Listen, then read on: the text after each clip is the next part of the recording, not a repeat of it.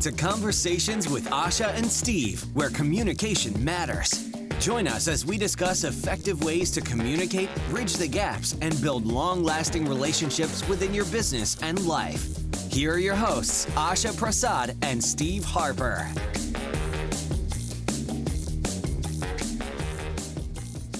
Hey, Asha. Hey, Steve. Yeah, fix hey, my camera. Steve. I'm out of focus. Welcome.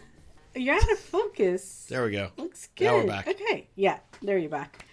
Welcome to Conversations, Asha and Steve, for our lightning round. I am Dr. Asha Prasad with my fantabulous co-host, Steve Harper. Fantabulous. Nobody ever calls me that. I just like these conversations because you make me feel better about myself.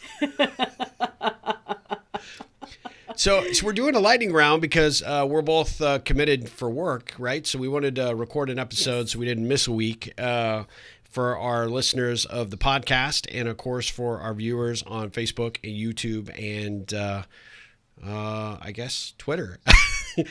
Although, actually, Twitter is only live. So the Twitter people only see us when we're actually live streaming. So, I just realized that. So, yeah. You have to be on our YouTube channel or Facebook in order to see this. Yes. But that's all right. Yes. So lightning round, I'm totally jazzing on this topic. So what are we talking about today? So we're talking about getting beyond the labels. Oh, So boy. what does that mean, Steve? Beyond the labels. What labels do you have? Do you have any? I have a lot. You have a lot. You have a long laundry list of labels.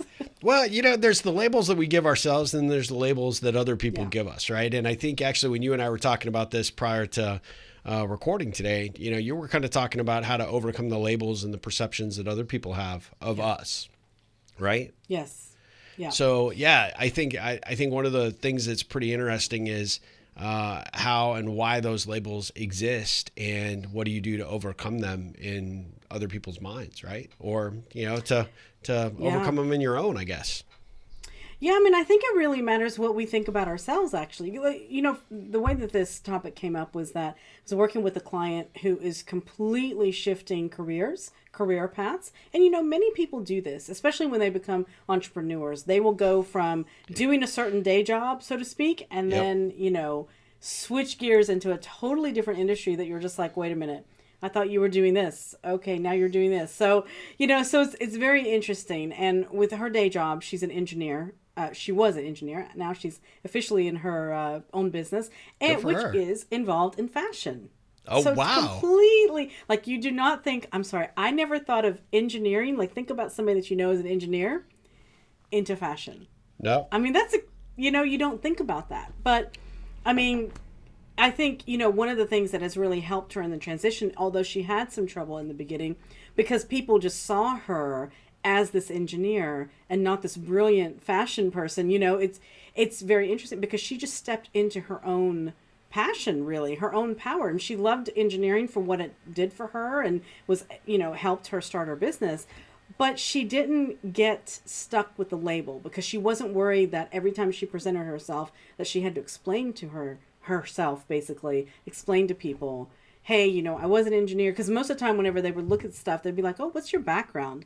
And then it would come up. And it was very interesting because people would be shocked. And on the other hand, her work speaks for itself. So that goes with her self-belief, I think. Yeah, well, so I'm curious. So when this conversation came up relative to how she was sort of escaping the label of engineer, right? Was she when she came to you to work with you, was it because she was having some doubts about this career shift, or was she trying to remake herself in some capacity, or how'd the label context actually come up?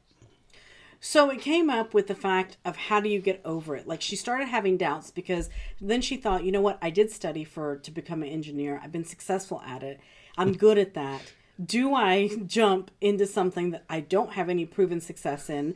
I don't know if I'm good at. People say I'm good at it and I love it. But, so that's when I met her actually at that point right there. So, and at that point, it's probably a crisis of confidence, right? Because it's like, hey, here's what I've been so far, and I've been successful at it. So am I making a decision that, I should be making? Am I making a change that is the right one for me because everybody knows me and already looks at me as a successful engineer. Now I want to be a fashion designer and I want to take this complete shift in career path. Is this the right thing for me? Right. Yeah. So that's interesting. Absolutely. I mean, I think, the real dynamic of labels is it makes it very simple for people to quantify, right? Other people. Yes. And definitely. I know it's hard not to do it because especially from a professional perspective, we tend to want to identify with a particular career path and direction. And especially from an engineer perspective, a lot of time, a lot of commitment, a lot of investment on all levels, right, to become that. Yeah, exactly. And a hell of an effort for you to say, hey, I did all that and I'm ready to do something different. And so my hat's off to her to make this pivot and this switch. But it also is sort of an interesting opportunity for her to remake who she wants to be in her own personal or professional brand. I'm a fashion designer that was a recovering engineer, for example. It's kind of ironic. I have a good friend that is also an engineer who made the pivot to law because she saw elements of her job where ideas and concepts, when not protected, left companies and individual inventors open for losing that credit or losing that. So she went back to law school to get a better understanding of how to protect that intellectual property, and she's been through a couple of different firms and kind of identified with the fact that she really should be her own boss and run her own firm, and she's done that with success, done some legal work for my software company, and she's an amazing individual. But she also recognized that, she identified more with corporate law. And so she's going back into in-house, or excuse me, I said corporate law, but really that corporate environment. And so she's going to go in-house at a tech firm here in Austin. And the shifts and adjustments that she's made along her career path, she's defied all the labels that everybody has pinned on her. And I know working with her early on, she was a coaching client of mine, has been for a couple of years, that she was defining her worth based on everybody else's labels of her. And once she started to break free of that and realized that the only label that she really cared about was the one that she placed on herself. And once that happened, the floodgates for her opened up, right?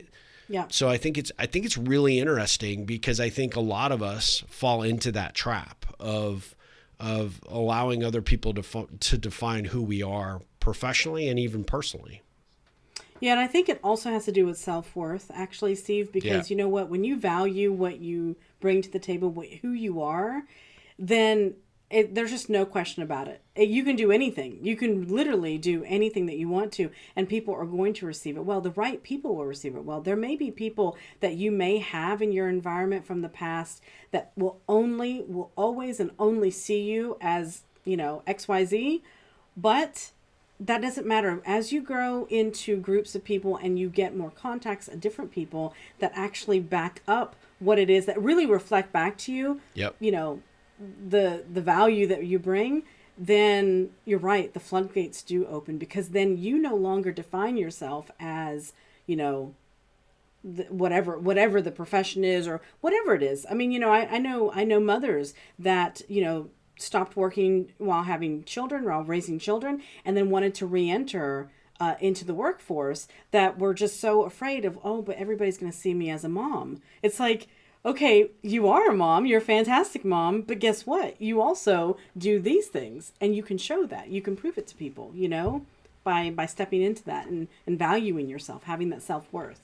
Yeah, and I think to a certain degree that you can leverage that new label that you create for yourself to be your coming out party, right? Your brand. Yeah, exactly. I have another friend that actually gave her some advice as she was writing a book, but she has been a teacher her entire career, but she's very into fashion, so we should connect her with your friend for sure. Yeah, exactly. But she's also a committed blogger, and she kind of values herself as mother first, right? So she created this sort of online persona for mommy, teacher, blogger fashionista, I think.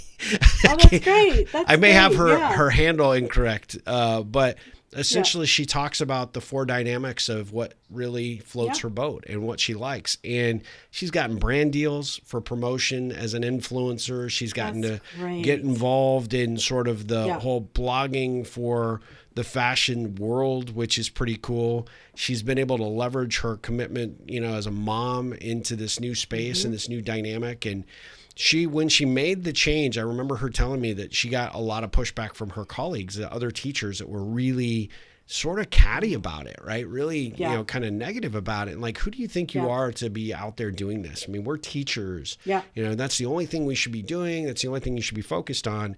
And as you and I talk about a lot with our coaching clients, there's multiple dynamics to your personality and to your interests, both personally and professionally, and you shouldn't be limited, right? And I think a lot of people end up, listening to the advice and the feedback of others and these labels that people put on them, and then they fall into that trap of just living very unfulfilled, unsatisfied lives.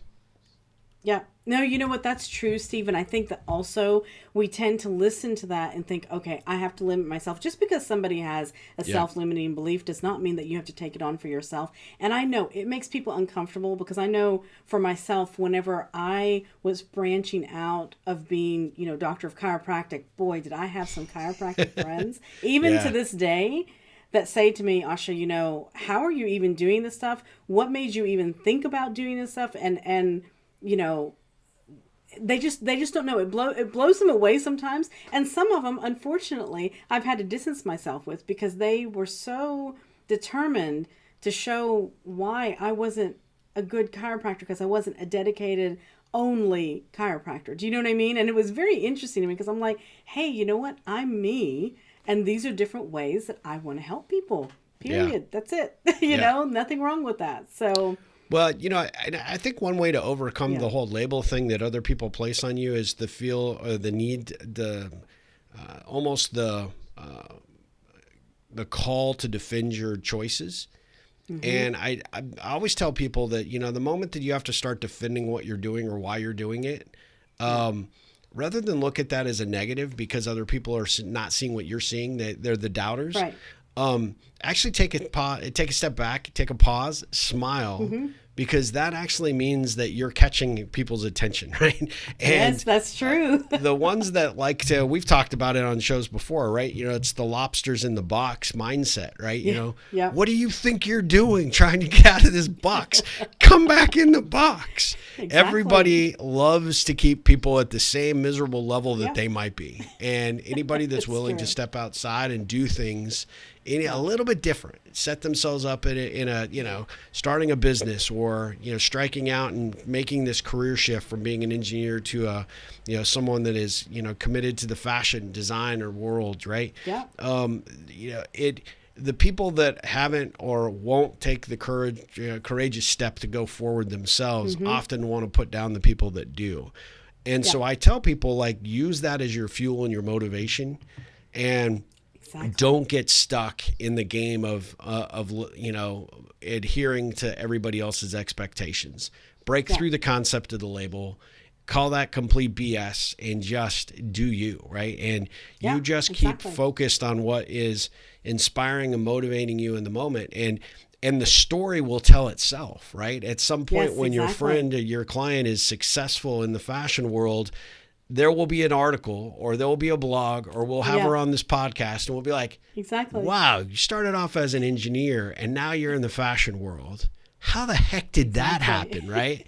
You're just busting everybody's expectations. And that in my mind is the most fun thing of what that whole process is. Yeah, no, I agree, Steve. You know what it is? It is about, and when somebody shares an opinion or whatever, I've gotten used to just saying, thank you for your opinion. Thank you for sharing. And that's it. I mean, it's because everybody's entitled to their opinion or their perspective. That's fine.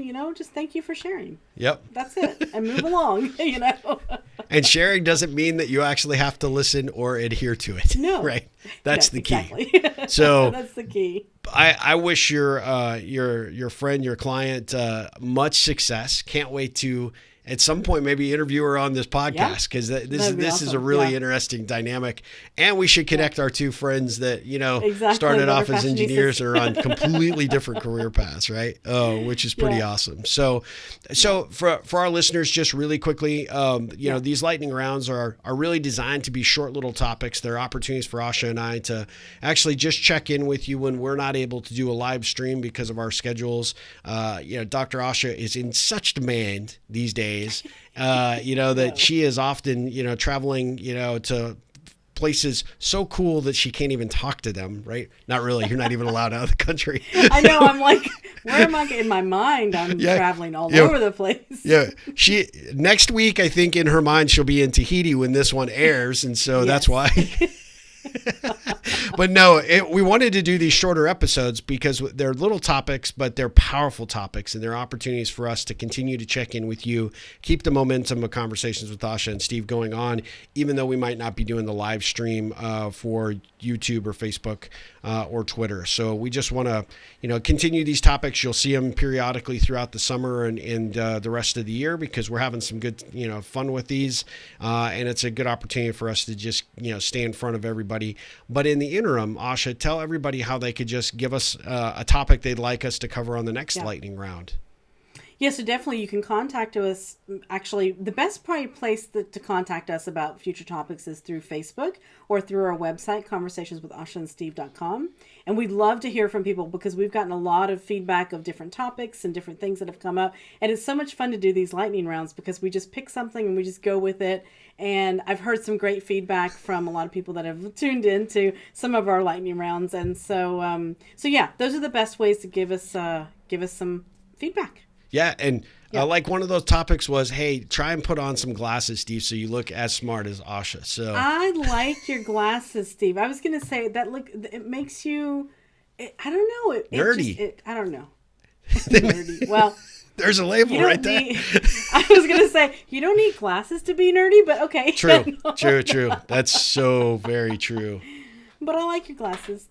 I appreciate that. Yeah, no, I mean, I could pull out my R2D2. That would definitely confirm the nerd part. But here he goes. Anyway, we appreciate you joining us for the lightning round.